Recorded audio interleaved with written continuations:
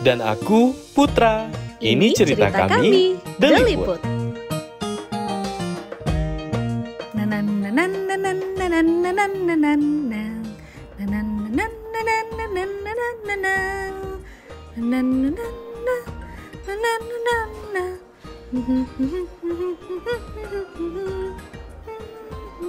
Li, kamu beda banget hari ini. Tadi kesini lewat lapangan gak? Hah? Lewat lapangan? Kenapa kamu tiba-tiba nanya begitu, Put? Aku khawatir aja kamu dikejar peserta upacara karena dikira bendera. Ih, Putra, kok kamu gitu sih? Aku udah usaha keras banget nih buat ngerayain Hari Kemerdekaan Indonesia. Lagian kamu heboh banget sih ngerayain sampai segitunya. Ya terus, coba kamu kasih tahu aku gimana caranya ngerayain yang gak heboh. Memperingati kemerdekaan itu gak seremonial aja, Li.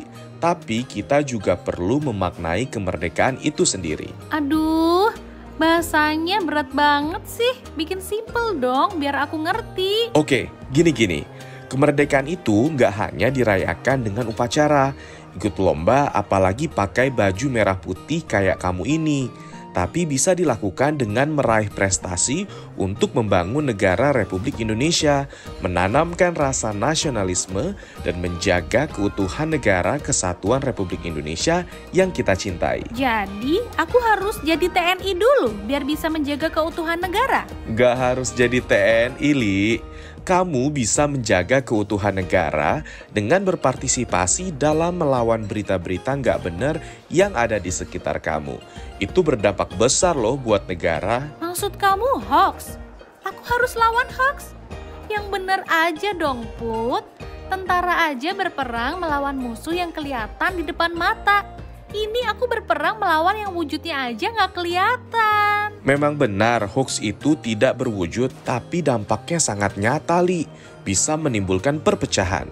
Untuk itu kita harus turut andil dalam melawan hoax untuk menjaga keutuhan negara. Oh gitu. Kamu pasti bingung kan caranya gimana? Sini aku kasih tahu. Selain dengan cara meningkatkan kemampuan dan literasi digital, kita harus tetap waspada dalam bermedia sosial.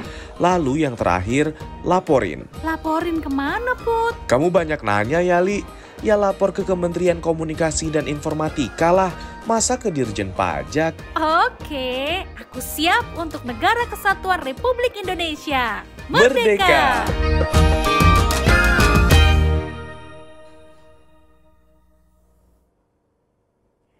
Halo sahabat Liputram.com, apa kabar? Ketemu lagi bersama saya Sheila Oktarina tentunya. Tapi sebelumnya saya mau say thanks dulu ya Wayan dan Teddy, tadi rekan saya. Dan sekarang kita ada di segmen spesial Hari Kemerdekaan Republik Indonesia ke-78, tentunya di virtual class. Ngomongin soal merdeka, yang pasti ini adalah momen yang sangat berbahagia ya. Kita udah merdeka dari semuanya, termasuk dari hoax. Nah, tepat sekali di tema sore hari ini ya. Siang hari ini, di virtual class, yaitu Merdeka dari Hoax Bukan Hal Mustahil. Nah, untuk sahabat Liputram.com juga, for your information, boleh banget ya isi form di bawah ini untuk mendapatkan e-sertifikat. Oke? Jadi kita akan berdiskusi di hari ini ya, spesial bagaimana sih caranya kita terlepas dari hoax. Karena kan seperti yang kita tahu, hoax ini munculnya bisa dari mana-mana gitu ya. Langsung aja saya mau perkenalkan narasumber kita yang akan berdiskusi di hari ini, yaitu ada Bapak Wakil Menteri Kominfo, Pak Nezar Patria, S.Phil, MSc, MBA. Halo Pak Nezar. Pak Nezar boleh dibuka dulu, masih ke-mute.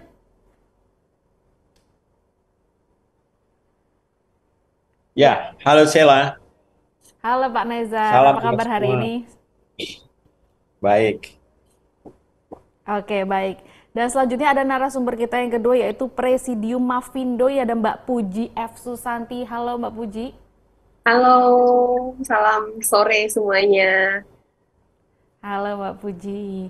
Dan juga last but not least ya, ini ada pakar komunikasi perubahan perilaku UNICEF. Ini ada Mbak Rizky Ika Safitri, akrab dipanggil Mbak Kiki. Halo. Halo Mbak Sheila, halo teman-teman semua, selamat siang. Salam kenal. Apa kabar? Baik Mbak Sheila, alhamdulillah. Mantap, luar biasa. Semangat ya vibe-nya di hari ini ya tentunya ya. Semangat, semangat. Semangat.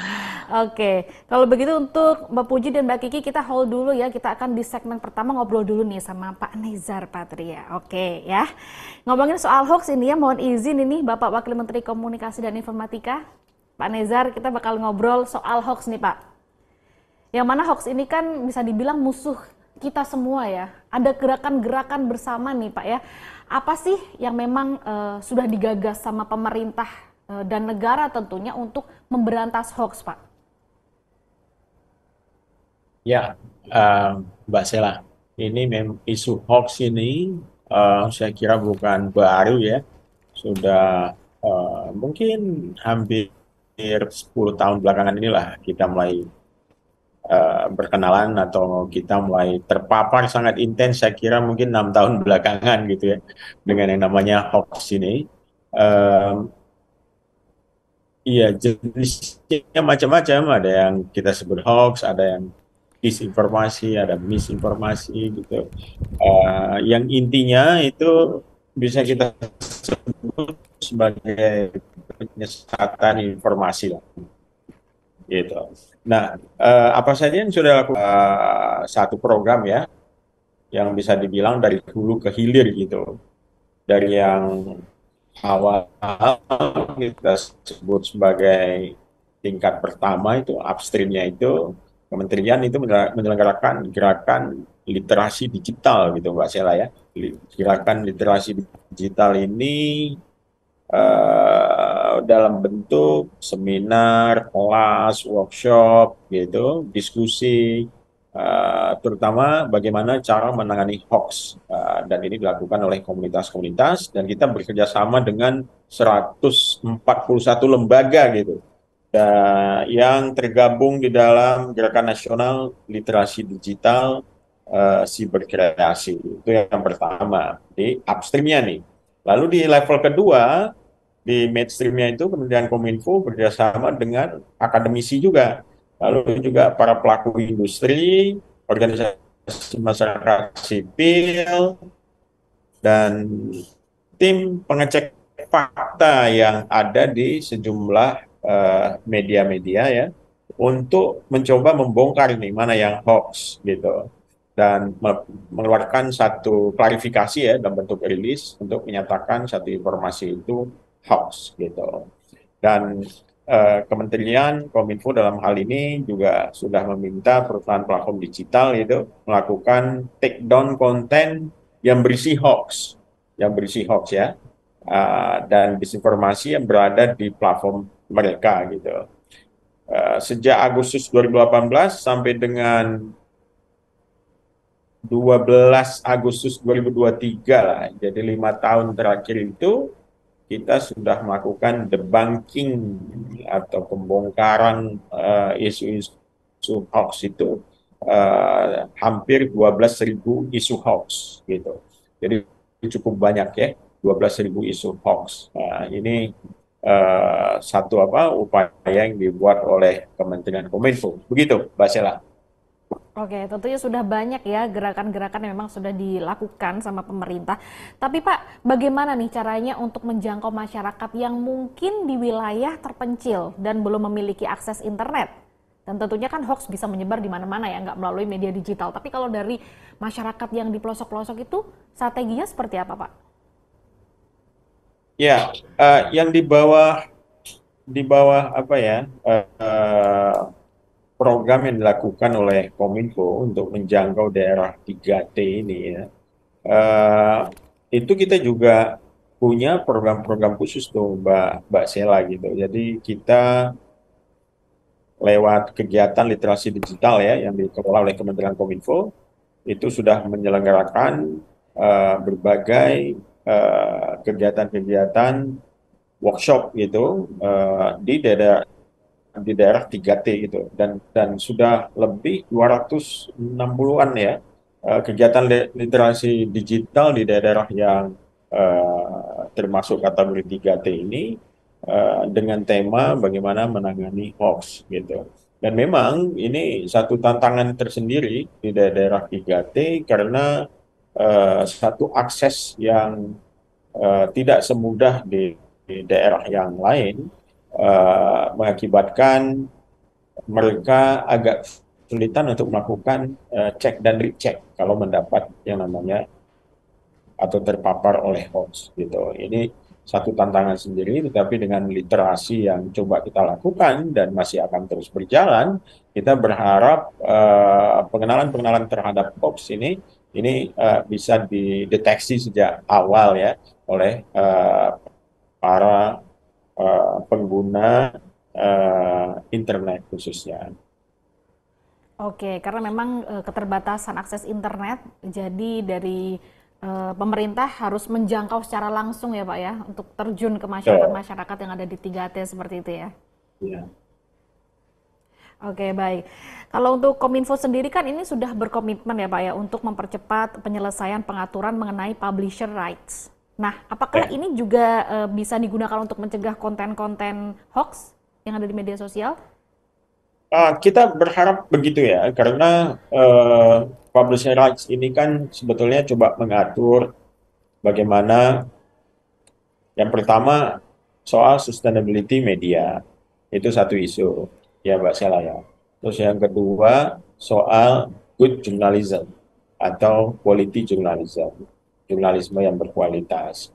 Ini hal yang juga turut disertakan di publisher rights dan masih menjadi diskusi yang terus berjalan ya, walaupun draftnya sudah kita coba harmonisasi, tapi ada masukan-masukan lagi, kita coba lihat lagi gitu ya, kita coba taruh dia dalam konteks yang lebih luas juga, sehingga dua isu ini tadi ya, sustainability media yang berarti kita mengurus wilayah B2B ya, antara konten kreator dengan platform digital, juga soal quality journalism tadi itu. Nah, quality journalism ini yang kita sebut dengan quality journalism adalah satu produk jurnalistik yang baik secara skill pembuatannya ataupun penggarapannya itu punya standar yang tinggi, high standard,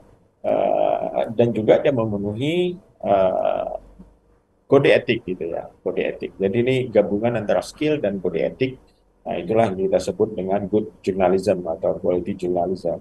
Nah, untuk ini kita berharap semua media bisa mencapai standar ini, gitu loh. Standar satu, secara skill dia mumpuni ya, dia tahu bagaimana menggarap sebuah konten jurnalistik yang profesional, lalu kemudian juga dia memenuhi kode etik, gitu. Dia memenuhi kode etik. Nah, gabungan skill dan etik inilah yang membentuk good journalism, dan ini ada di dalam Undang-Undang Nomor 40 Tahun 99 yang pertama menyatakan bahwa badan pers nasional wajib menaati kode etik jurnalistik gitu. Nah, lalu kemudian itu diserahkan kepada Dewan Pers lah ya untuk merumuskan dan mengatur bagaimana kode etik ini bisa diterapkan. Nah, kaitannya dengan publisher rights adalah pemerintah mencoba mendengar kedua pihak, baik tadi dari konten kreator atau publisher ya, dengan platform digital atau perusahaan platform digital. Kita coba cari satu titik temu bagaimana platform digital ini bisa juga mendorong distribusi konten jurnalisme yang berkualitas itu. Nah, ada dua hal. Yang pertama, memastikan visibility konten-konten yang bermutu ini di dalam mesin pencari ataupun di dalam thread ataupun di dalam page platform digital ini. Lalu yang kedua, memastikan bahwa konten-konten yang dari perusahaan media gitu itu bisa mendapat tempat, terutama mereka yang mempromosikan jurnalisme yang berkualitas. Nah, ini harapan dari masyarakat media ya terhadap platform digital. Nah, kita berharap platform digital juga bisa mengakomodir itu gitu ya, bisa mengakomodir itu. Tentu saja ada beberapa diskusi-diskusi ke arah sana karena ternyata tidak mudah juga karena ini berkaitan dengan algoritma dan algoritma ini adalah core bisnis dari platform digital gitu yang membutuhkan parameter-parameter sendiri. Misalnya kalau kita katakan kita menginginkan satu karya jurnalistik itu tampil di sebuah platform digital, dia harus memenuhi misalnya komitmen kepada demokrasi, lalu kemudian komitmen kepada kebinekaan gitu ya. Nah ini algoritma kelihatannya agak agak apa ya, parameternya mungkin agak sedikit kompleks. Ini yang membuat sejumlah perusahaan platform digital itu agak keberatan dengan pengaturan ini gitu. Nah, kita coba mencari jalan tengahnya apa yang bisa disepakati gitu ya, baik oleh konten kreator maupun oleh platform digital.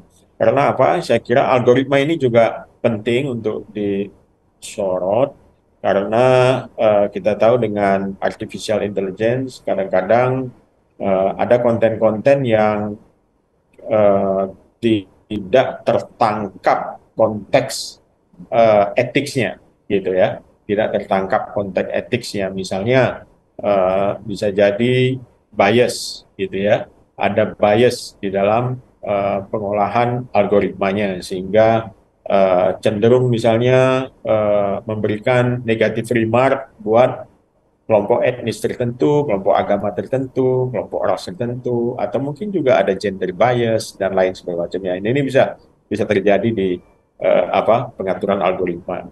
Nah, karena itu di publisher rights kita menginginkan adanya satu fair playing field yang adil antara konten kreator dengan perusahaan platform digital. Itu Mbak Sela. Oke, kalau tadi sempat berbicara tentang algoritma begitu ya, yang mana para konten creator yang sekarang memang banyak kreasinya ya Pak ya di platform-platform digital gitu kan, membuat karya segala macam. Tapi inilah yang menjadi konsumsi masyarakat ya, milenial and Gen Z terutama saat ini gitu loh. Nah, dari pemerintah sendiri, dari Kominfo, adakah memberikan langkah-langkah untuk apa ya, memberitahu bahwasanya ada konten-konten nih yang mungkin itu merupakan hoax, apalagi kan platform digital ini banyak sekali ya Pak ya, mungkin ada TikTok, Instagram dan lain-lain. Salah satunya kalau tadi sempat dibilang men-take down video ya Pak ya, apakah semua akan di-take down? Lalu kemudian apakah akan disampaikan kebenarannya atau seperti apa Pak? Ya tentu tidak semua kita take down ya. Yang pertama itu kan begini, dia ada beberapa lini defense-nya lah. Kalau kita bisa ada beberapa lini defense-nya lah. Yang pertama itu ada community guidelines di platform digital itu sendiri kan. Community guidelines ini termasuk juga mengatur do's and don'ts di dalam platform digital yang bersangkutan. Misalnya mereka sudah membuat peraturan tidak boleh ada konten yang diskriminatif, misalnya tidak boleh ada konten yang yang bisa harmful, yang bisa menyinggung atau menyinggung satu kelompok, satu komunitas, sentimen agama, sentimen ras dan lain sebagainya, atau konten yang menganjurkan orang untuk berbuat kriminal dan lain sebagainya, atau konten yang memberikan satu ujaran kebencian dan lain sebagainya. Jadi itu udah ada community guidelines-nya dan ini menjadi lini pertama. Lini kedua adalah saya kira yang dilakukan oleh komunitas yang lebih besar seperti masyarakat anti hoax, masyarakat anti fitnah dan lain semacamnya, itu yang coba memantau konten-konten ini. Nah, lalu di lini ketiga itu adalah otoritas yang bisa untuk melakukan take down konten-konten yang dilaporkan gitu ya oleh dua lini tadi ini gitu ya, dan disepakati bahwa konten ini memang mengandung hal-hal yang merugikan atau negatif gitu. Jadi kemudian pemerintah berdasarkan masukan itu men-take down gitu. Jadi proses take down-nya itu juga bukan semena-mena ya, sewenang-wenang gitu. Wah, gua nggak suka nih, gua take down aja deh gitu ya kan. Itu nggak ada yang tahu, gua take down aja. Saya kira nggak bisa gitu karena di dunia digital semuanya transparan, semuanya dapat ditelusuri jejaknya gitu loh. Siapa yang take down, siapa yang upload, siapa yang segala macam itu semua bisa diketahui gitu ya. Nah, jadi saya kira satu tata kelola yang transparan juga dalam proses take down ini juga penting dalam rangka menangani isu hoax ini gitu. Oke, baik. Nah, kalau kita sekarang ngomongin pemilu 2024, yang mana waktu ini terasa cepat ya Pak ya, nggak berasa, tahu-tahu udah mau pemilu lagi, tahun baru lagi 2024. Dari Kominfo sendiri Pak, untuk menyambut pemilu 2024, apa kesiapannya nih untuk mengantisipasi kalau nanti ada hoax dan ujaran kebencian, pasti harus dilawan dong. Seperti apa Pak?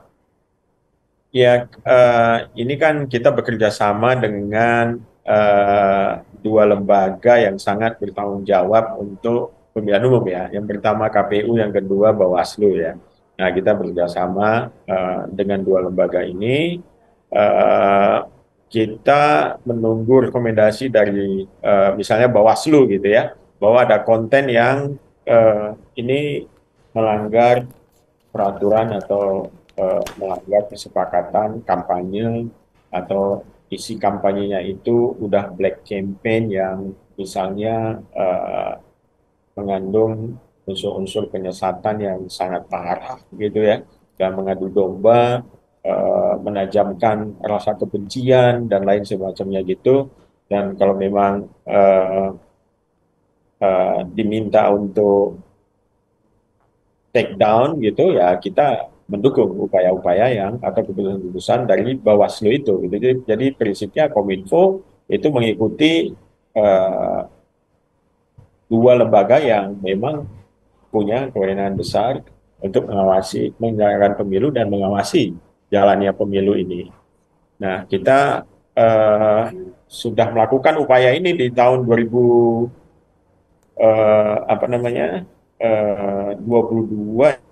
ya, sampai dengan sekarang itu sudah ada 59 isu hoax gitu ya, sejak sejak sejak tahun lalu sampai dengan per 12 Agustus kemarin lah menurut data kami gitu ya, sekitar 59 isu hoax terkait pemilu itu sudah kita take down gitu. Dan kita juga udah buat nota kesepahaman itu MOU dengan KPU dan juga nota kesepakatan aksi nih dengan Bawaslu untuk antisipasi dalam mengawal pelaksanaan pesta demokrasi agar berjalan dengan aman dan damai. Gitu Mbak Sela.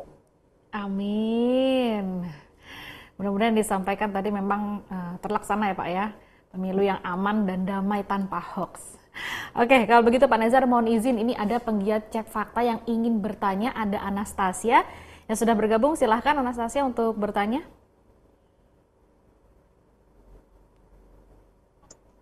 Halo, selamat sore Pak Nezar. Selamat sore Anastasia. Ya, terima kasih Pak pembahasannya begitu sangat berdaging ya Pak di siang hari ini 17 Agustus. Selamat Hari Kemerdekaan juga ya Pak. Merdeka. Saya mau nanya Pak, tadi sempat membahas pembahasan tentang Kominfo untuk mengatasi hoax. Nah, saya ingin bertanya dengan perspektif yang mungkin sedikit berbeda. Jadi, ada menurut Bapak, perlukah sebenarnya aturan untuk media sosial agar dapat mengatur algoritmanya, sehingga algoritmanya itu bisa diikut serta untuk memberantas hoax? Gitu Pak, pertanyaannya. Luar biasa. Langsung dijawab Terima atau? kasih Pak. Langsung aja silahkan Pak. Oke. Ya. Saya sih menginginkan agar platform sosial media atau media sosial ini berkomitmen juga untuk mengatur algoritmanya sedemikian rupa untuk menyisihkan yang namanya hoax ini. Saya kira dengan kecanggihan artificial intelligence yang ada sekarang itu sangat mungkin dibuat. Sekarang misalnya ya, saya dapat informasi di Amerika sendiri sekarang berkembang satu ide untuk apa ya, mendesakkan lah gitu, apa yang disebut sebagai afirmatif algoritma gitu ya. Ya, afirmatif algoritma ini artinya meminta kepada platform digital untuk eh, membuat sebuah kebijakan untuk menentang diskriminasi gitu, terutama ini soal diskriminasi ras yang ada di Amerika gitu ya. Jadi mereka sebut itu sebagai afirmatif algorithm gitu, afirmatif algoritma atau algoritma afirmatif gitu ya. Dan saya kira itu ide yang menarik untuk dieksplor juga di sini dan bisa kita perluas. Mungkin juga afirmatif algoritma untuk misalnya bias gender, terus kemudian untuk menghindari yang namanya ujaran-ujaran kebencian ya yang menyulut sentimen ras, perbedaan agama dan lain sebagainya itu. Nah, ini menarik, tapi saya kira gerakan ini juga di Amerika masih belum begitu meluas, tapi ide ini juga sudah disambut banyak gitu.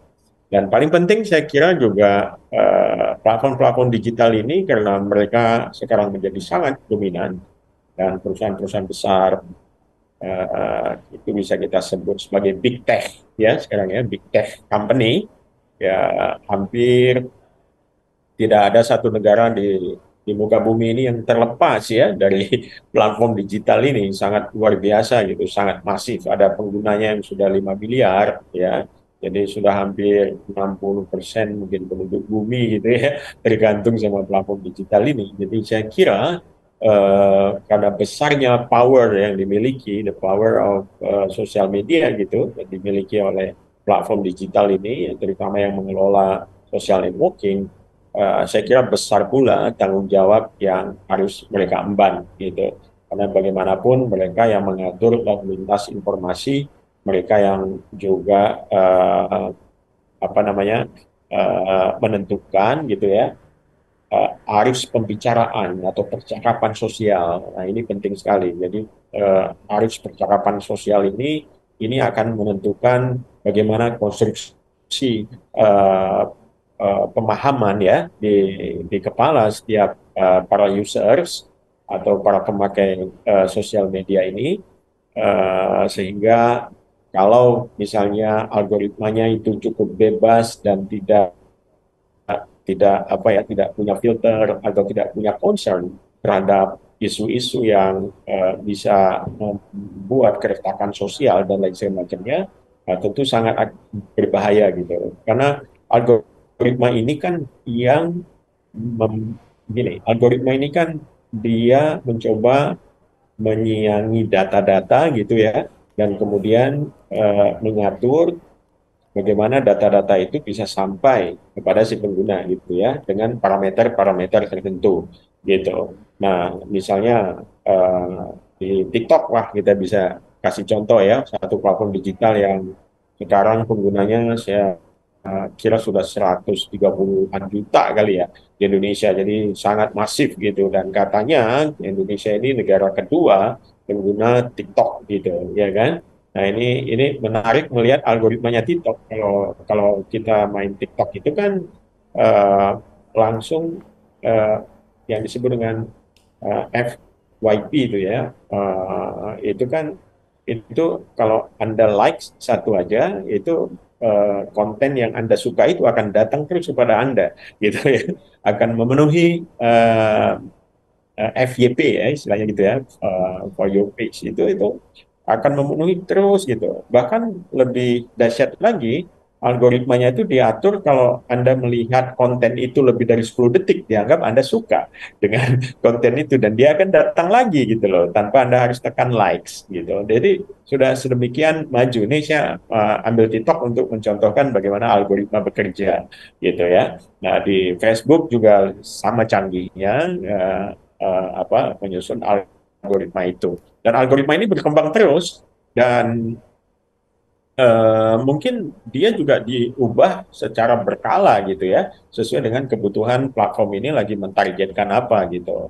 Nah, saya dengar dari para publisher juga, misalnya mereka tiba-tiba kaget konten mereka trafficnya turun sampai 12-13% hari ini, dan itu dialami oleh semua konten publisher yang ada di Indonesia. Ada apa? Gak ada yang bisa menjawab. Ternyata itu memang ada perubahan di algoritma yang sedang disusun oleh platform digital gitu ya. Jadi itu ya sangat dinamis, dan yang menentukan itu ya bukan kita yang user, tapi si pemilik perusahaan platform digital ini. Nah, saya kira tentu saja karena mereka sudah sangat dominan menjadi big tech, ya kita berharap mereka juga punya tanggung jawab yang besar untuk menjaga ekosistem ini. Karena kan kalau semuanya jadi chaotic, jadi apa ya, jadi penuh harmful begitu kan, ya nggak sehat juga ya, nggak sehat buat semua, nggak sehat juga buat platform digitalnya gitu.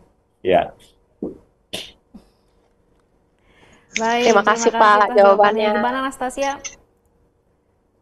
Sudah puas? Sudah sangat berdaging dan sangat menjawab Mbak Sheila. Mantap kalau gitu.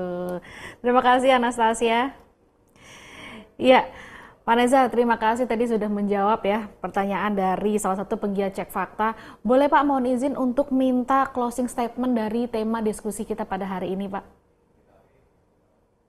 Ya, saya kira yang paling penting ya dalam menggunakan sosial media ini, yang pertama kita harus meningkatkan digital skill kita, ya, digital skill kita, lalu kemudian juga digital ethics-nya, setelah itu digital culture-nya, setelah itu yang paling penting lagi adalah digital safety-nya. Nah ini yang yang harus kita perhatikan, dan ini bagian dari literasi digital. Dan Kominfo dalam hal ini berkomitmen penuh untuk mendorong literasi digital itu. Kita sudah melakukan lebih dari 50.000 saya kira untuk tahun ini ya, dan tahun sebelumnya itu hampir 200.000 kegiatan-kegiatan yang terkait dengan literasi digital gitu. Dan di tahun ini kalau nggak salah selama 7 bulan aja sudah hampir 40.000 ya yang sudah mendapat literasi digital dalam soal penanganan hoax. Nah, kita berharap dengan literasi yang didapatkan ini bisa menjadi modal ya buat komunitas, dan bisa juga ilmunya itu ditransfer ke tetangganya, ke keluarganya gitu, supaya makin aware dengan hoax ini. Hoax ini sangat berbahaya, hoax ini toksik, ya, seperti racun gitu ya. Dan itu kadang-kadang mereka yang terpapar hoax ini tidak sadar dan menganggap itu sebagai satu kebenaran, dan terjadilah penyesatan informasi yang pada akhirnya berujung pada kesalahan dalam mengambil tindakan-tindakan ataupun keputusan-keputusan. Nah, itu yang kita harus hati-hati. Demikian mungkin closing statement-nya. Terima kasih Mbak Sheila. Ya, baik. Terima kasih banyak Pak Nezar Patria, Wakil Menteri Kominfo, diskusinya di segmen pertama ini ya. Mudah-mudahan nih kita sahabat liputan6.com semuanya merdeka, terbebas dari hoax. Betul begitu ya Pak Nezar ya? Ya, merdeka. Merdeka. Sekali lagi terima kasih banyak Pak Nezar. Ya, sahabat liputan6.com, langsung saja kita akan beralih ke segmen selanjutnya, dan tentunya kita akan berbincang dengan narasumber kita yang lain. Tapi sebelumnya akan ada video nih. Video apa kira-kira? Langsung aja kita saksikan.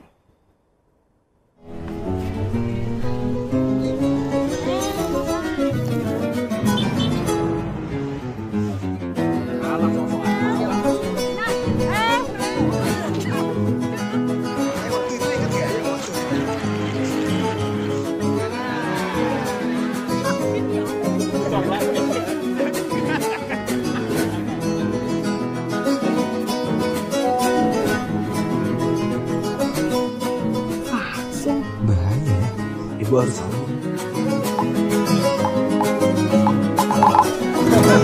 Gimana? Sama ibu pas itu gimana?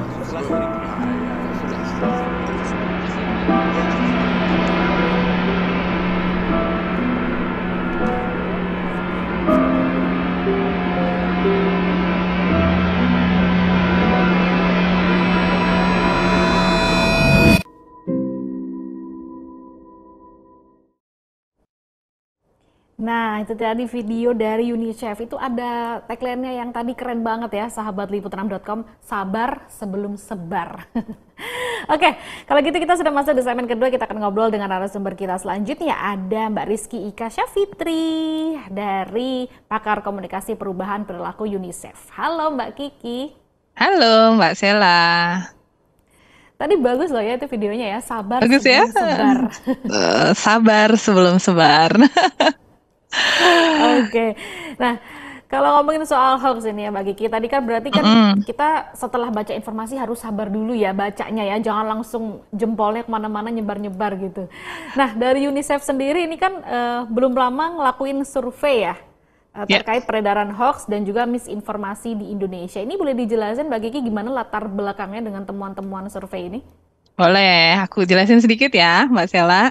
Jadi sebenarnya survei yang kami lakukan bersama Nielsen ini adalah bagian dari upaya kami mendukung penanganan COVID di Indonesia. Jadi waktu itu awalnya survei ini dilakukan untuk memahami pengetahuan, sikap, dan juga perilaku masyarakat tentang COVID. Jadi tentang pencegahan, pengobatan, dan lain sebagainya. Misalnya masyarakat mau nggak sih pakai masker? Kalau mau kenapa? Yang nggak mau pakai kenapa? Gitu ya. Termasuk soal vaksinasi COVID-19. Masyarakat mau nggak sih divaksin? Kalau mau kenapa alasannya? Nah, yang nggak mau juga kenapa gitu. Dan ternyata di sana banyak sekali temuan yang terkait dengan hoax juga. Jadi banyak masyarakat itu enggan atau tidak percaya dengan vaksinasi, diantaranya karena khawatir begitu ya tentang efektivitas vaksin. Dan itu rata-rata hoax gitu yang diterima. Misalnya kalau divaksin jadi lumpuh, atau kalau divaksin malah jadi lemah, kalau divaksin ada chipsnya nanti, gitu-gitu macam-macam ya, Mbak Sela mungkin pernah dengar juga. Nah, survei ini sedikit tentang metodologi. Survei ini dilakukan di 6 kota besar di Indonesia, ada di Jakarta, Bandung, Semarang, Surabaya, Medan, dan juga Makassar.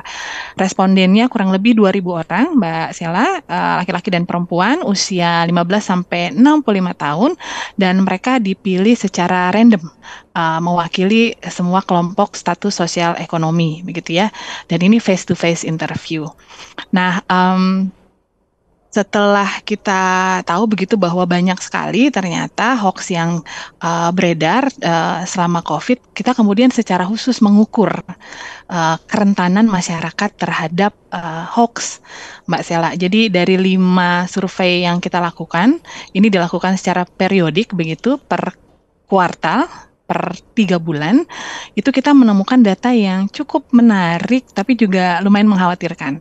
Ternyata sekitar 48% gitu ya, atau 5 dari 10 begitu kurang lebih, masyarakat di 6 kota besar di Indonesia rentan terhadap hoax.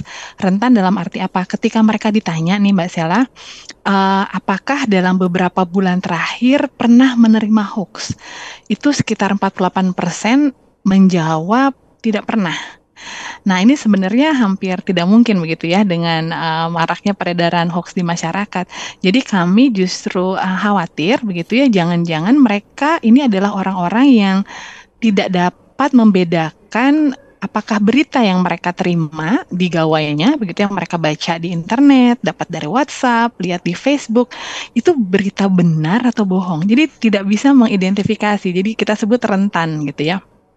Nah, angka ini naik dari kuartal sebelumnya dan cukup signifikan kenaikannya dari 38% di kuartal ke-3 tahun 2022 menjadi 48% di kuartal 1 tahun 2003. Gitu. Nah, yang menarik juga Mbak Sela tadi sempat ditanyakan juga ya ke Pak Wamen, ke Bang Nezar, untuk masyarakat yang tidak punya akses internet, ini bagaimana begitu penanganan hoaxnya?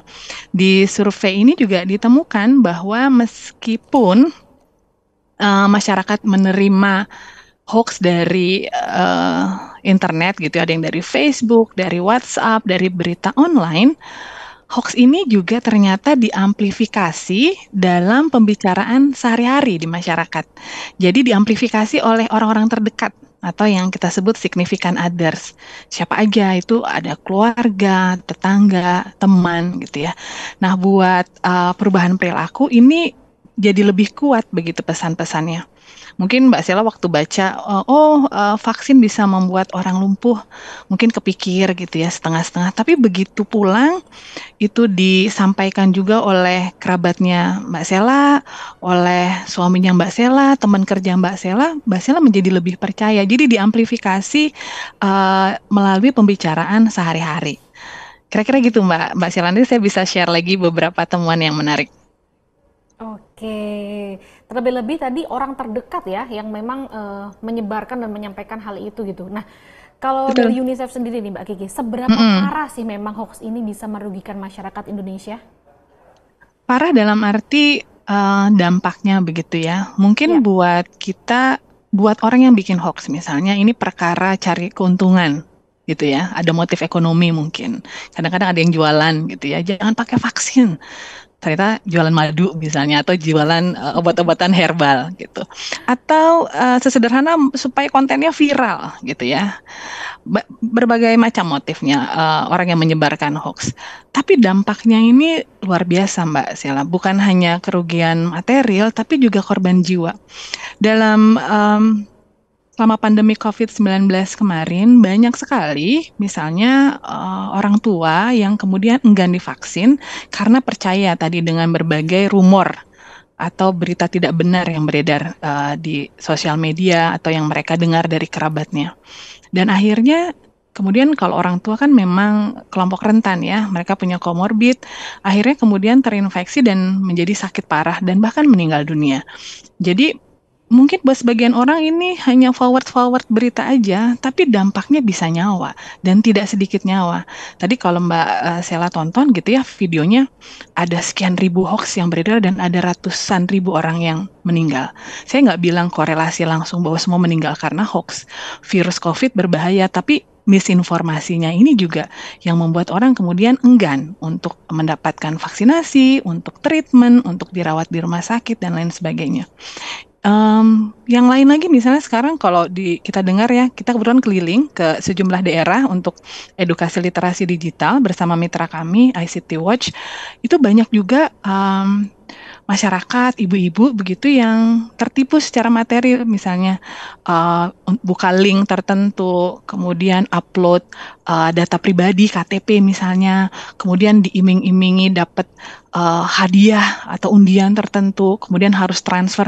Ini jumlahnya nggak 1-2 orang gitu ya. Selama keliling lapangan ini yang lapor mereka mendapatkan penipuan, kehilangan uang, kerugian materi seperti itu banyak sekali. Bayangkan ini baru bicara soal hoax vaksinasi gitu ya, atau penipuan seperti itu. Banyak sekali hoax yang beredar tentang misalnya isu kesehatan yang lain, dan termasuk juga nanti mau pemilu gitu. Jadi dampaknya luar biasa.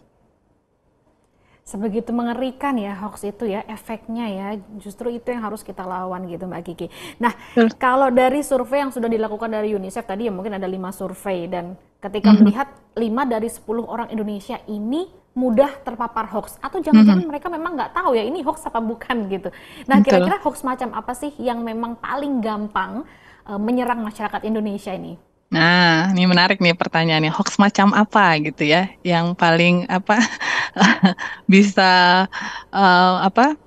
membuat orang tertipu gitu, terpedaya gitu ya. Hoax itu macam-macam jenisnya, Mbak Sela. Tadi Pak Bang Nezar juga Pak Wamen sudah menjelaskan ya, ada hoax kesehatan, hoax politik, hoax isu-isu lainnya begitu. Tapi kalau diperhatikan, hoax yang ini kita sebenarnya mesti belajar juga nih Mbak Sela dari orang-orang yang bikin hoax, karena lumayan canggih sebenarnya kalau dari aspek komunikasi. Ini jenis-jenis hoax yang memicu emosi, baik emosi positif ataupun emosi negatif gitu ya. Jadi misalnya dapat WhatsApp isinya Anda memenangkan undian 60 juta rupiah dari bank apa gitu. Itu memicu perasaan positif kan, kayak senang berlebihan gitu. Atau hoax yang memicu perasaan negatif seperti marah, benci pada kelompok tertentu, benci pada pihak tertentu, misalnya jangan mau divaksin, ini produksi dari negara mana, ini penipuan gitu ya, memicu emosi negatif. Nah, menggunakan pendekatan yang memancing emosi ini yang kita lihat cukup efektif, cukup punya daya untuk membuat orang kemudian percaya dan kemudian mengikuti apa yang disarankan di dalam berita buruk itu atau berita hoax itu. Jadi emosi ini menjadi faktor penting sehingga teman-teman UNICEF, ada kawan baik kita Mas Risang Rimbatmaja tuh mengembangkan sebuah metode begitu bersama teman-teman ICT Watch, juga Mavindo untuk bisa edukasi tangkal hoax dengan model pemicuan emosi tadi. Jadi apa yang harus dilakukan sih? Jadi ketika Anda baca berita, menerima informasi, kemudian itu memicu emosi yang positif atau negatif secara berlebihan, apa yang harus Anda lakukan gitu. Jadi beberapa teknik sederhananya adalah satu, yang pertama jeda. Pause dulu. Sabar tadi ya, sabar sebelum sebar. Pause dulu. Nggak harus langsung semua di forward gitu, nggak harus cepet-cepet kan. Kemudian diresapi perasaan yang muncul tuh apa, dinamakan. Wah, kok saya marah ya? Kok saya senang sekali ya gitu. Oh, kok saya jadi benci ya. Nah, menamakan itu sebenarnya adalah upaya untuk mengaktifkan bagian otak kita yang bisa berpikir rasional, neokorteks.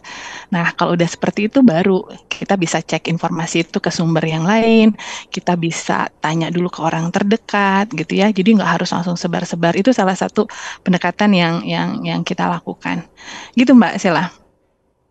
Oke, jadi bisa dibilang kita tanya ke diri kita sendiri dulu nih setelah kita membaca hoax ini atau dapat sebuah pesan itu, apa nih ya yang kita rasakan gitu Mbak Kiki ya. Betul. Secara sederhana begitu, karena ada juga cara-cara yang melihat ciri-ciri hoax seperti misalnya judulnya yang lebay, ada ajakan memviralkan, terus biasanya ada banyak tanda serunya ya, tanda pentungnya, terus hurufnya huruf kapital semua gitu ya. Kalau nggak disebar, Anda akan mengalami sebuah malapetaka yang kayak Iya, gitu. itu sering banget tuh. Sering ya. Nah, tapi Dulu masih zaman SMS begitu. Nah, tapi sayangnya nggak semua orang kan punya kemampuan kognitif untuk bisa memeriksa gitu ya, atau lihat ini linknya benar apa enggak. Masalahnya hoax ini kan juga menyerang orang-orang masyarakat umum dari berbagai tingkat pendidikan dan status sosial ekonomi. Itu kenapa penting untuk punya cara-cara yang lebih mudah gitu, yang low kognitif. Yaitu tadi, kalau jadi muncul perasaan yang berlebihan, perasaan negatif positif, nah patut dicurigai ini hoax. Jadi pause dulu, tahan dulu. Gitu. Nah, kalau ngomongin soal strategi komunikasi nih yang paling efektif yang bisa kita gunakan untuk membuat masyarakat ini sadar tentang penting banget loh kita tuh harus memverifikasi informasi sebelum langsung percaya dan bahkan nyebarin gitu ya. Apa nih strateginya, Mbak Kiki? Oke, bicara strategi komunikasi, yang pertama tadi, hoax itu begitu menariknya gitu buat orang masyarakat ya. Terbukti kemudian orang percaya. Nah, kenapa kalau teman-teman bikin klarifikasi gitu ya, jarang tuh yang baca gitu. Kalau kita dapat hoax, kita sebar-sebarin. Tapi begitu ada klarifikasinya, coba deh hitung berapa banyak yang ikutin nyebar klarifikasinya gitu. Karena kontennya kadang nggak menarik, nggak se-appealing konten hoaxnya gitu. Jadi emang harus bikin materi-materi edukasi, materi-materi klarifikasi hoax yang juga menarik. Mungkin perlu disisipi humor juga, mungkin nggak perlu terlalu serius pakai bahasa-bahasa teknis. Misalnya itu satu hal ya, membuat konten-konten klarifikasi hoax lebih menarik, lebih diminati gitu oleh berbagai kalangan masyarakat. Mungkin kalau yang untuk anak muda pendekatannya beda gitu ya, buat yang masyarakat umum, ibu rumah tangga, pendekatannya mungkin juga harus disesuaikan. Nah, yang lain adalah upaya penanganan hoax yang tadi Bang Nezar juga sebut, debunking, social listening, bikin klarifikasinya, fact checking operation. Ini banyak teman-teman cek fakta itu harus terus diperkuat gitu. Tapi dari sisi lain, hoax itu makin hari juga makin bagus. Dicombine tuh gambar, link, tulisan gitu ya. Orang kadang bahkan kita sendiri sulit bedakan ini benar nggak ya gitu.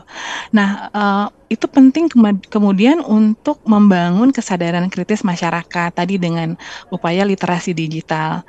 Nah, ini tadi aspeknya ada digital skill gitu ya, keahlian digital, digital safety, apa sih yang boleh dipost di sosial media, KTP boleh nggak, foto anak, foto pribadi gitu ya. Kemudian digital ethic juga. Jadi masyarakat harus dibekali dengan itu. Tapi yang lain juga gini Mbak, masyarakat yang di hasil survei kita ini kan tadi 48 nggak bisa bedain. Tapi yang menarik, yang bisa bedain pun ada loh, 4,6% itu yang sengaja tetap nyebarin, emang niatnya jahat gitu ya. Ada juga yang kritis pasif, dia tahu ini hoax tapi dia juga nggak mau cari-cari informasi, tunggu aja gitu. Nanti juga ada yang klarifikasi. Ada yang kritis aktif, nah dia ini yang tipe ngecek, oh bener nggak nih, lihat di websitenya Kemenkes, lihat di websitenya UNICEF gitu ya, bener nggak nih beritanya gitu. Ada yang seperti itu. Jadi macam-macam, tapi banyak juga sebenarnya yang ingin tahu tapi bingung harus kemana gitu. Nah kebetulan di UNICEF kami bersama teman-teman Mavindo nih, ada Mbak rekan kita Mbak Puji juga dari Mavindo bikin satu aplikasi Mbak Sheila, namanya checkhoax.id. Hoaxnya pakai X ya. Nah kalau Mbak Sheila buka aplikasinya, ini ada fitur untuk cek fakta. Jadi misalnya Mbak Sheila dapat fax, jangan mau divaksin nanti dimasukin chips gitu. Cukup nanti ketik kata kunci chips, akan keluar tuh klarifikasinya. Jadi nggak perlu repot-repot. Cukup di aplikasi itu. Terus mau lapor, nah ini kayaknya nih mencurigakan, nggak bener nih. Itu ada fitur lapor juga yang nanti juga bisa masuk ke Kominfo, tadi yang Bang Nezar juga bilang. Terus mau belajar literasi digital supaya lebih paham gitu ya bagaimana berinteraksi di dunia maya, di situ ada fiturnya juga. Jadi perlu nih ada tools, ada sesuatu yang masyarakat bisa pakai gitu ketika mereka mendapatkan hoax tadi untuk cek fakta, lapor maupun belajar lebih jauh tentang literasi digital. Gitu Mbak Sheila. Oke, mantap, luar biasa ya. Nanti dicoba ya aplikasinya. Boleh, sahabat liputram.com juga yang nonton virtual class hari ini langsung aja nih ya, boleh ya, dicek hoax.id ya, bener? Betul, cek CEK, hoaxnya hoax pakai X ya, kemudian .id. Oh oke, jadi kalau misalnya dapat informasi apapun bisa langsung dicek di situ ya. Betul. Baik, ini ada penggiat cek fakta yang ingin bertanya nih sama Mbak Kiki nih. Ada Isna Fitriani dari UIN Bandung, silahkan Isna. Boleh. Halo Mbak Isna. Halo Mbak Kiki. Halo. Sebelumnya terima kasih sudah memberikan kesempatan untuk bertanya. Izin bertanya Mbak Kiki, apakah hanya dengan meningkatkan literasi digital saja masyarakat agar tidak terpapar hoax, atau apakah ada faktor lainnya? Oke. Tadi agak terputus dikit, tapi kayaknya pertanyaannya apakah cukup dengan literasi digital gitu ya? Ya, gimana cara ningkatin literasi digital aja? Apakah udah cukup gitu ya? Masyarakat kan udah banyak nih terpapar hoax nih, atau ada faktor lain nih Mbak Kiki? Oke. Pertama soal literasi digital, ada data juga dari teman-teman Kominfo. Baru sedikit ternyata Mbak Sheila, Mbak Isna, teman-teman yang mendapatkan edukasi literasi digital. Angkanya kalau nggak salah baru 5%. Bayangkan, baru 5%. Jadi kita harus sama-sama nih, kerjasama, kolaborasi sama Kominfo, sama teman-teman penggiat literasi digital gitu ya. Itu pertama. Yang kedua, literasi digital oke, tapi metodenya itu harus dibuat lebih menarik gitu ya. Satu, nggak perlu lama-lama, nggak perlu terlalu high kognitif gitu modelnya, dan nggak usah pakai jargon-jargon gitu, pakai yang sederhana saja. Dan ini yang kami coba kembangkan sebenarnya di UNICEF, gimana kita bisa edukasi masyarakat literasi digital, tapi dengan cara yang menyenangkan gitu. Menyenangkan tuh kayak apa sih Mbak Kiki gitu ya? Kalau belajar teori kan misinformasi, disinformasi, pusing gitu ya, nggak seru. Sementara masyarakat kita nih sebenarnya budayanya masih banyak budaya lisan gitu loh, belum belum banyak tulis baca. Jadi misalnya banyak hal-hal yang kita ingat gitu ya, edukasi itu diturunkan oleh orang tua kita lewat lagu, lewat permainan, dan itu ingatnya tuh lama. Mungkin misalnya ya, kalau di kesehatan ada lagu "Aku anak sehat, tubuhku kuat" gitu ya. Itu kita ingat terus gitu. Nah, harusnya edukasi itu juga pakai cara-cara yang seperti itu, yang mudah diingat, yang menyenangkan, nyanyi, main, bisa juga dalam bentuk permainan gitu ya.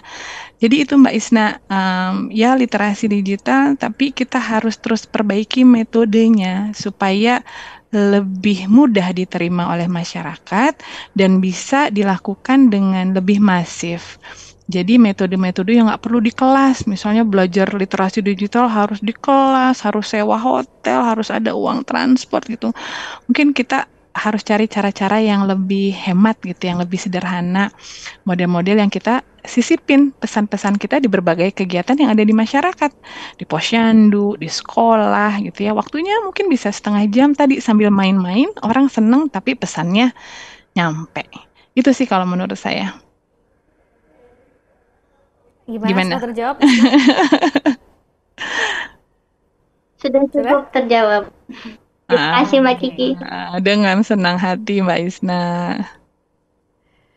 Secara nggak langsung ya Mbak Kiki bisa dibilang masyarakat Indonesia ini haus entertain ya, haus hiburan. Jadi kita kalau menyampaikan sesuatu yang biar memang mereka fun, mereka senang, harus yang berbau-bau entertain begitu Mbak Kiki ya? Iya dong Mbak. Apa namanya? Kalau metode pembelajaran orang dewasa, orang kan nggak suka ya digurui, dikasih tahu, dianggap tidak paham gitu. Masyarakat sebenarnya tahu kok apa yang harus mereka lakukan. Jadi metode pembelajaran orang dewasa itu justru kita gali dari mereka, potensi mereka, pengetahuan mereka, kita memfasilitasi saja dengan cara-cara yang menyenangkan.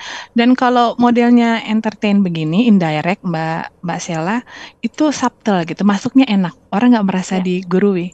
Zaman COVID nih, kalau orang udah bosen gitu ya, dengerin disuruh pakai masker, disuruh vaksin, banyak kader-kader itu yang diusir-usir tuh dari pasar, dari sekolah, karena orang nggak mau diceramahin. Tapi kalau modelnya diajak ngobrol, dialog, sambil nyanyi-nyanyi, main-main, itu jauh lebih bisa diterima. Gitu Mbak. Edutainment istilahnya ya, edukasi dan entertainment. Gitu. Wah mantap banget, langsung cepat diterimanya nih sama masyarakat. Oke, Mbak Kiki boleh dong kalau gitu closing statementnya untuk diskusi kita. Closing statement, oke. Jadi Bapak Ibu, teman-teman, anak-anak Indonesia dimanapun Anda berada, kita sekarang berada di era di mana informasi itu begitu mudah kita peroleh.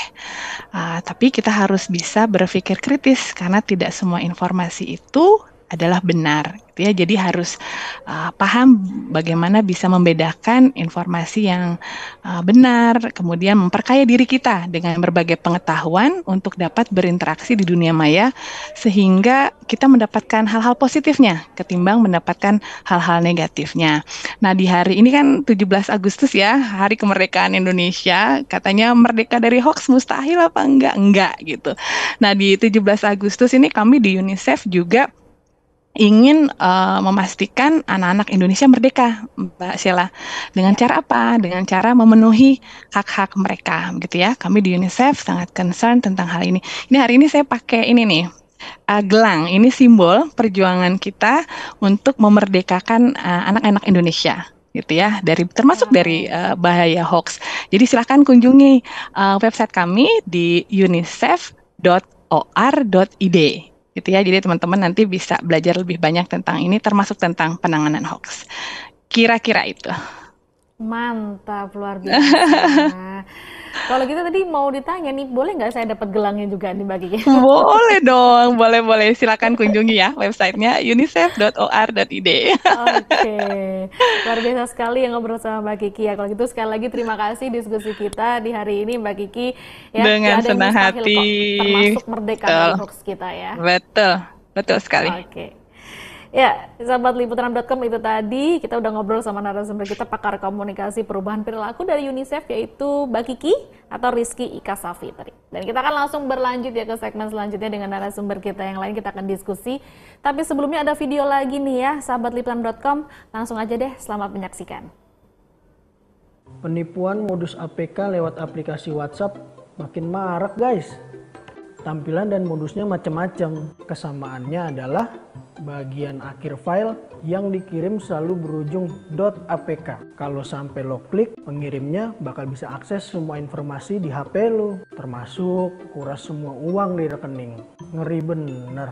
Biar nggak jadi korban berikutnya, nih gue kasih kiat penting dari praktisi digital. Pesannya ada yang menarik, misalnya dari bank-bank, misalnya Bank BRI apa Bank BCA kita mesti ganti PIN, atau juga pesan-pesan yang yang biasa aja, ya misalnya undangan pernikahan dan sebagainya.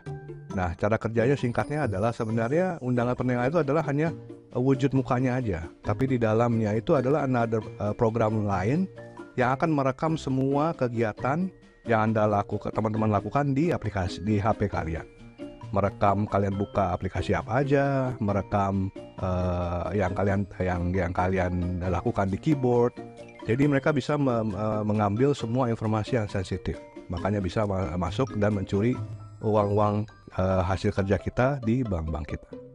Pesan kedua saya adalah untuk mematikan setting auto media download di WhatsApp. Maksudnya adalah kalau kita dapat foto, video dan sebagainya itu kan langsung di-download ya, langsung tersedia di WhatsApp, di aplikasi kita, ada aplikasi WhatsApp. Nah, matikanlah setting tersebut. Karena selain menghemat kuota internet, HP kalian akan menjadi lebih bersih dari program-program yang membahayakan ini. Emang mesti hati-hati banget deh, jangan terkecoh sama pesan-pesan manis dari pengirim yang gak jelas. Oke, itu tadi dia videonya ya, sahabat liputanam.com, dan langsung aja kita bakal ngobrol di segmen ketiga ya dengan narasumber kita Mbak Puji F. Susanti. Beliau adalah Presidium Mafindo. Halo Mbak Puji. Halo Mbak Sela. Mbak Puji, ini dari Mafindo sendiri apa sih yang udah dilakuin terkait literasi kepada masyarakat, tentunya dalam memberantas hoax ini Mbak? Oke Mbak Sela. Jadi teman-teman Mafindo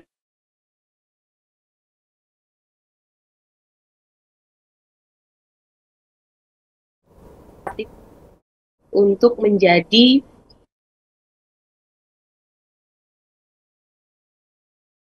ini, kita melakukan campaign, tentu saja campaign anti-hoax, kita melakukan periksa fakta, kita juga melakukan edukasi ke masyarakat, baik itu dari kepada kalangan akademisi, masyarakat secara umum, bahkan lansia gitu ya.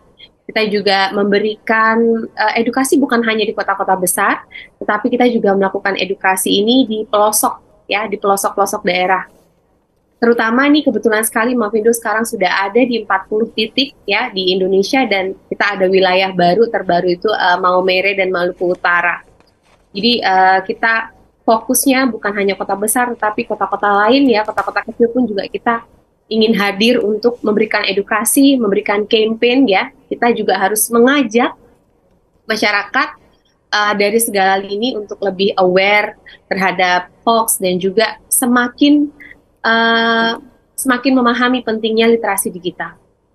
Mafindo juga melakukan siskampling digital kepada beberapa platform media sosial, sehingga tentu saja ini membantu kami untuk memetakan ya, kita memetakan ini sebenarnya hoax itu banyaknya di mana gitu ya, sebarannya di mana saja.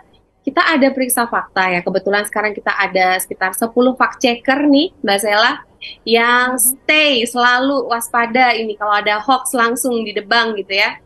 Dan ini bukan cuma Mafindo tentu saja ya, Mafindo ini kan dibantu oleh teman-teman lain ya, teman-teman fact checker lain, sehingga kita bisa saling menguatkan gitu sebenarnya. Ini yang terpenting ya, apa yang dilakukan Mafindo, diantaranya juga kita membuka kolaborasi seluas-luasnya dengan berbagai instansi, pemangku kepentingan, juga CSO, bahkan masyarakat sipil. Nah, itu tentu saja yang dilakukan Mafindo tidak berhenti di situ. Kalau tadi sering ya Pak Wamen juga menyampaikan, kemudian Mbak Kiki juga menyampaikan gitu ya, ada debunk gitu ya terhadap hoax-hoax ini supaya bisa kita klarifikasi dan kita dapatkan berita yang benar tuh kayak apa gitu ya. Nah, Mafindo ini sekarang juga bareng dengan teman-teman Koalisi Cek Fakta ini sedang berusaha untuk mengkampanyekan pre-banking gitu. Nah, edukasi terbaru kita itu adalah kita pengen menyuarakan pre-banking. Ini yang paling terbaru. Harapan kita bukan cuma ini ada hoax, kita bedah gitu ya, kita kupas tuntas, tapi bagaimana kita bisa, ini agak-agak nyipil juga nih tentang vaksin gitu ya, tapi ini vaksinnya vaksin hoax gitu ya. Kita beri vaksin hoax kepada masyarakat supaya mereka bisa lebih mengantisipasi akan adanya hoax-hoax nanti ke depan, sehingga apa nih harus dilakukan gitu. Kita memberikan pemahaman terkait dengan hati-hati loh, hoax itu bisa dibuat dengan mudah gitu, 5 menit jadi gitu. Terus hati-hati loh, hoax itu ternyata dibuat dengan beberapa modus, dengan beberapa kumpulan video, grafis, narasi gitu ya, campur aduk, dan bahkan aktor-aktornya itu beraneka ragam, dan mereka memiliki yang namanya motivasi yang berbeda-beda. Nah, ini penting sekali. Jadi tentu saja perjalanan Mavindo masih panjang, terutama nih kita kan sama-sama berjuang dalam memberantas hoax. Mantap.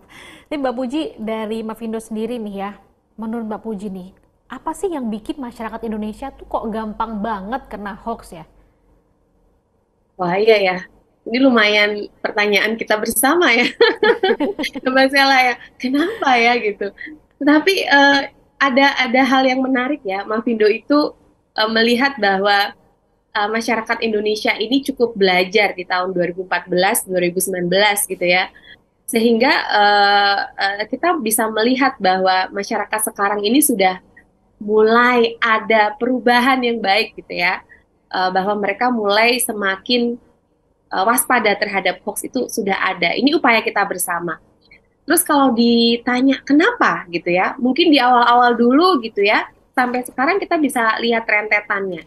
Pertama, masyarakat mudah terpapar hoax karena ada post-truth dulu, ada fanatik dulu di dalam pikiran masyarakat gitu ya. Ada pandangan-pandangan gitu ya yang itu sudah berupa keyakinan gitu, dan itu susah sekali untuk dihilangkan gitu.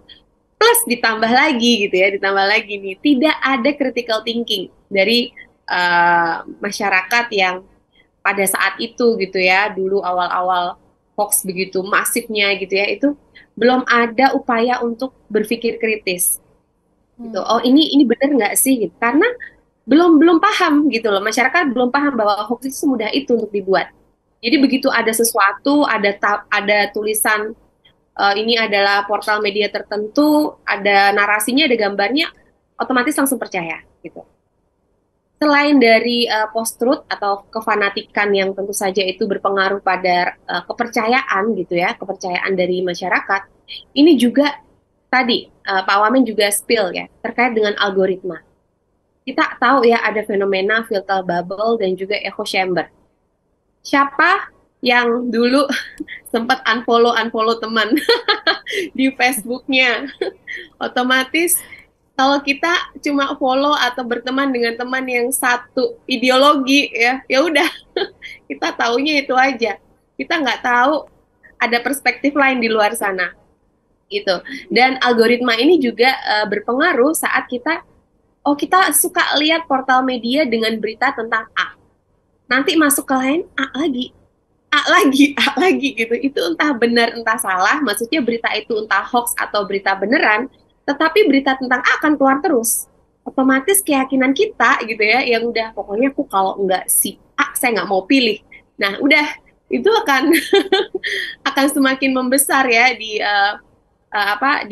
pikiran masyarakatnya. Nah ini yang berbahaya sekali, sehingga masyarakat otomatis akan susah sekali untuk terlepas dari hoax. Tetapi bukannya tidak bisa dan tidak mungkin untuk masyarakat itu terlepas dari hoax gitu ya.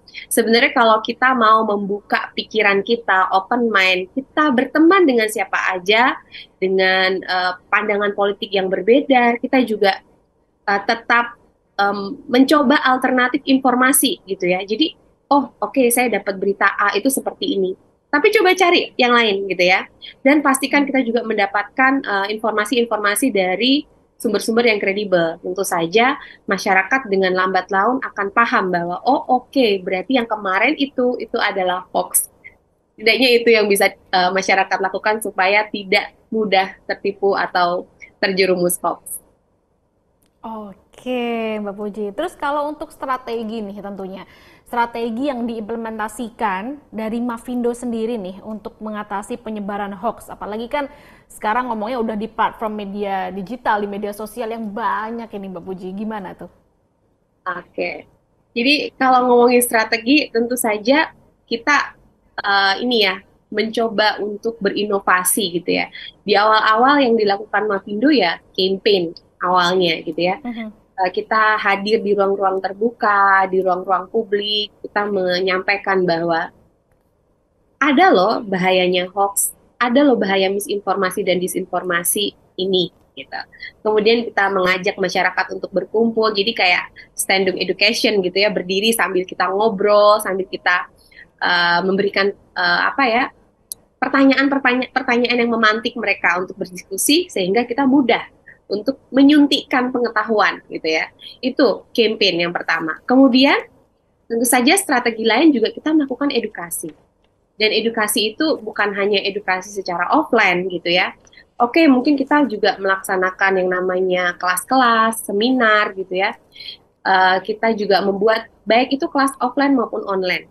Yang sekarang mungkin kita sedang jalan kelas cek fakta, kelas pre-banking gitu ya. Kemudian kita juga ada program tular nalar yang menyasar lansia dan juga akademisi. Itu juga sangat ini ya, sangat menyasar strategi gitu ya, menyasar apa yang memang kita bidik. Kita mau bidik lansia, ya udah lansia kita edukasi. Kita menyasar anak muda dan pemilih pemula, kita sasar itu. Tetapi di sisi lain kita juga membuka kanal luas kepada masyarakat yang saat ini sedang kita godok. Kita membuat yang namanya LMS, jadi Learning Management System. Nah, ini nantinya harapan kita semua orang, semua masyarakat itu bisa untuk apa ya, untuk belajar gitu ya. Karena belajar itu seharusnya memang tidak mengenal waktu, tidak mengenal usia gitu ya. Usia berapapun boleh, tinggal buka akses aja di LMS Mavindo gitu ya.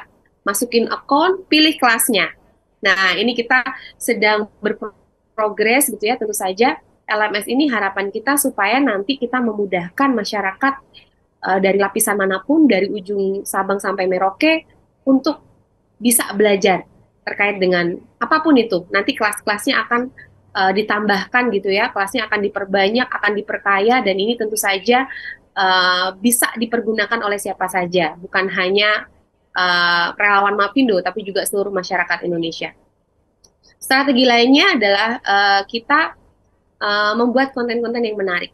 Aku tadi juga tergelitik dengan Mbak Kiki ya terkait konten-konten yang fun gitu ya, yang edutainment gitu ya.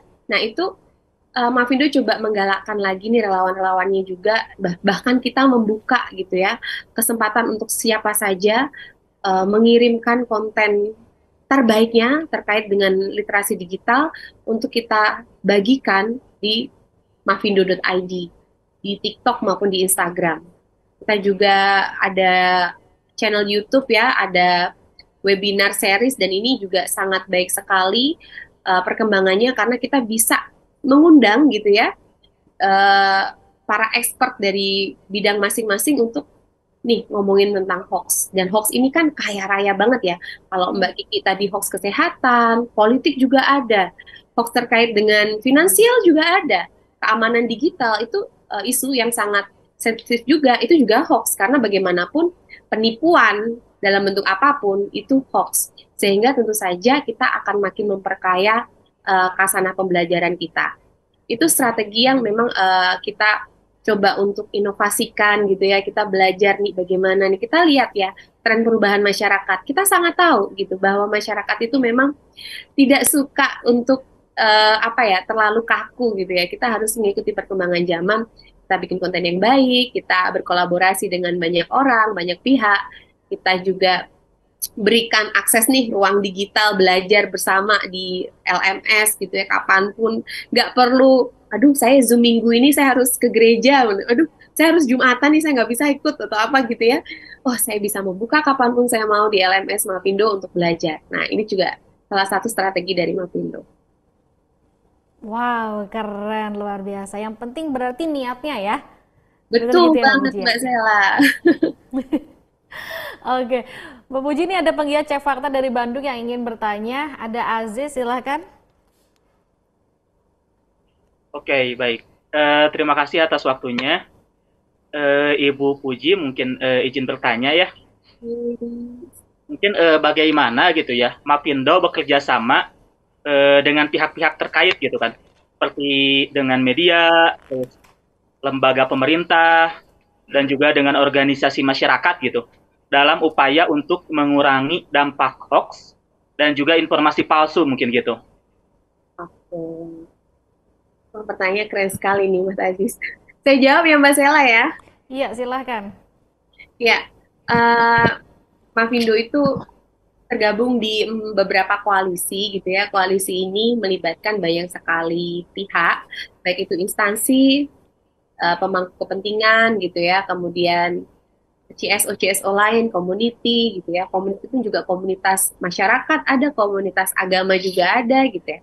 Nah, koalisi-koalisi ini diantara lain adalah koalisi cek fakta, termasuk Liputan 6 nih tergabung di dalamnya. Kemudian ada koalisi damai gitu ya, dan ada koalisi masyarakat sipil lawan misinformasi dan disinformasi gitu ya.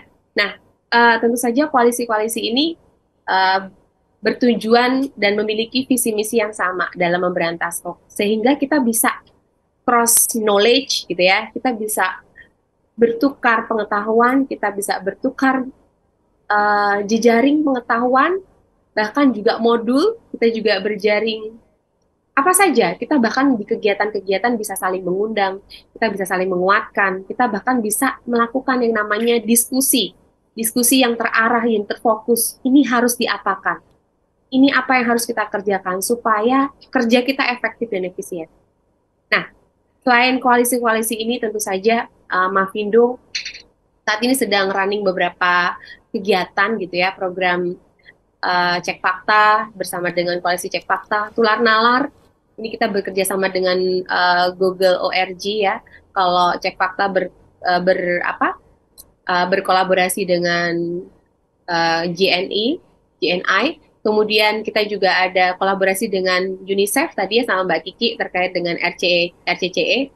Kita juga ada program media dan tentu saja ini semua belum maksudnya apa yang sudah dilakukan ini fix gitu. Tidak, kita selalu berkembang dalam arti begini. Kayak dulu cek fakta itu nggak ada isu pre-banking yang dibawa, sekarang kita bawa itu. Gitu. Mungkin dalam pembelajaran yang lain gitu ya, dalam konteks modul yang lain, kita juga akan berkembang juga gitu. Baik itu dari sisi koalisinya atau dari sisi mitra-mitranya atau bahkan dari modul ajarnya atau dari metodenya. Nah, itu penting sekali dalam kita berkolaborasi ya, memberantas hoax dan meningkatkan literasi digital. Terkait dengan bagaimana Mavindo bisa lebih optimal memberantas hoax di media sosial gitu ya, tentu saja kita sering kok membuka diskusi gitu ya dengan platform-platform media sosial gitu ya, dengan Facebook, Google, TikTok gitu ya. Itu tidak berhenti di situ. Intinya adalah bagaimana kita Mavindo bisa memberikan ya, misalkan kayak advice nih, apa yang harus dilakukan kira-kira platform media sosial, media digital supaya gitu ya, supaya hoax itu bisa sedikit gitu ya, bisa difilter gitu. Apa mungkin kita bisa memberikan masukan-masukan yang tentu saja ini butuh waktu yang panjang dan perlu persisten gitu ya, karena bagaimanapun ini kebutuhan kita bersama. Kita harus lebih sabar lagi gitu ya untuk bisa memberikan advokasi juga terutama kepada platform-platform media sosial gitu. Jadi kalau misalkan kita punya tujuan, kita punya harapan, ini pokoknya media sosial bersih dari hoax, sebisa mungkin cara kita adalah dengan pendekatan advokasi. Nah, ini memang harus terus dilakukan sih, bukan hanya oleh Mavindo, saya pikir oleh pemerintah, oleh Kominfo gitu ya, oleh CSO dan lain sebagainya juga. Saya pikir kita sama-sama harus duduk bareng untuk bisa menyelesaikan ini bersama. Oke, sudah dijawab tadi ya Mas Aziz. Terima kasih tadi sudah bertanya. Iya. Oke, mudah-mudahan tadi jawabannya sudah memuaskan ya Mas Aziz ya. Panggilan cek fakta dari Bandung, luar biasa. Ini memang harus kerjasama kita semua ya Mbak Puji ya, masyarakat juga, pemerintah juga, Mafindo dan lain-lain memang untuk memberantas hoax begitu ya. Ya, kayak kita memperjuangkan kemerdekaan, Mbak Stella. Kan nggak mungkin ya, tentara pelajar sendiri yang berangkat gitu kan. Di situ ada para petani juga, di situ ada masyarakat-masyarakat yang rakyat-rakyat yang juga concern terhadap penjajahan. Nah, kita ini kan sekarang sedang dijajah oleh hoax ya. Dan hoax ini kan, apalagi menjelang pemilu, itu pasti nanti, nah itu makin pasti rame. panas. Betul. Oke. Kalau gitu Mbak Puji boleh dong untuk diberikan closing statement-nya diskusi kita hari ini. Oke, jadi aku sedikit spoil ini ya Mbak Sela, laporan Boleh. laporan rekap dari Litbang Mafindo ya. Jadi sebenarnya kita akan memulai tahun-tahun yang cukup berat sampai tahun 2003-2004 nanti, apalagi kita mau pemilu gitu ya. Tahun 2019 itu kita banyak sekali hoax terkait delegitimasi pemilu ya. Di tahun 2023 ini sudah nampak sekali hoax-hoax serupa HLBK itu muncul. Hoax lama bersemi kembali itu muncul. Sehingga tentu saja perlu adanya peran aktif ya, baik dari penyelenggara pemilu maupun dari masyarakat dan juga dari seluruh lapisan komunitas gitu ya. Kenapa? Karena begini, kita nanti akan mendapatkan banyak sekali serangan hoax terkait delegitimasi pemilu. Itu yang banyak. Sudah terlihat sekali. Memang hoax terkait dengan SARA tidak terlalu banyak, tetapi hoax delegitimasi pemilu itu cukup banyak. Kemudian yang berbahaya juga, Facebook masih menjadi saluran yang cukup banyak untuk dijadikan saluran untuk menyebarkan hoax gitu. Di sisi lain, hoax-hoax ini selain menyerang penyelenggara dan pengawas pemilu juga menyerang tokoh politik yang berkecimpung di dalamnya. Sehingga tentu saja kita sebagai masyarakat yang nantinya kita kan kalau mau pemilu ini kita kan mau memilih pemimpin yang baik, kita mau menyelenggarakan pesta demokrasi yang bersih gitu ya, pesta demokrasi yang fair gitu ya. Sehingga ini tentu saja akan berpengaruh sekali dengan pilihan masyarakat. So, mari kita perbanyak lagi konten-konten yang positif gitu ya. Nggak cuma ini ada hoaxnya kita debang, tapi gimana sebelum hoax itu muncul, kita sudah memperbanyak gitu ya, narasi-narasi positif, artikel-artikel yang memberikan pencerahan, artikel-artikel yang berisi informasi untuk bisa menjadi rujukan masyarakat. Nah, ini penting sekali. Nah, mari kita terus galakan yang namanya pre-banking ya. Tentu saya tahu bahwa ini ada hoax di debang gitu ya, yang baca udah viral sampai 1 juta, yang baca klarifikasinya cuma 10.000 gitu. Nah, karena ada itu gitu ya, karena memang itu kayaknya sudah menjadi tren gitu ya, kalau baca artikel di bank tuh males, yuk kita banyakin aja lah. Siapa aja ya bisa jadi penulis ya, punya blog gitu ya, silahkan perbanyak konten-konten yang positif gitu ya. Apa nih kira-kira hoax nanti yang bakal keluar, kita bikin artikel-artikel yang bisa menjadi rujukan ketika hoax-hoax itu nanti ada. Jadi sehingga masyarakat nanti bisa terbantu ya kalau mendapatkan hoax-hoax yang bisa mempengaruhi mereka terkait dengan penyelenggaraan pemilu ke depan. Itu saja Mbak Sela.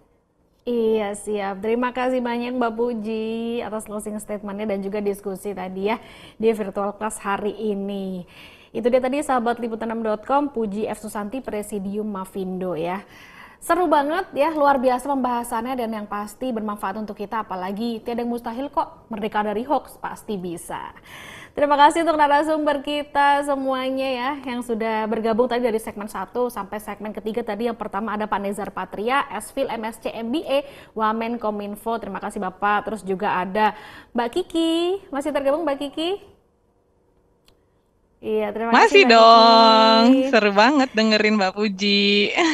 Mantap. Mbak Kiki adalah pakar komunikasi perubahan perilaku dari UNICEF dan juga tadi terakhir segmen 3 diskusi dengan Mbak Puji F. Susanti, Presidium Mafindo. Next time kita ngobrol-ngobrol lagi ya. Seru banget loh obrolannya tentang Terima hoax kasih ini. loh sudah diundang dan kesempatannya. Mantap, luar biasa. Kalau gitu ya, selamat merayakan Hari Kemerdekaan Republik Indonesia nih. Merdeka kita semua. Merdeka. Oke.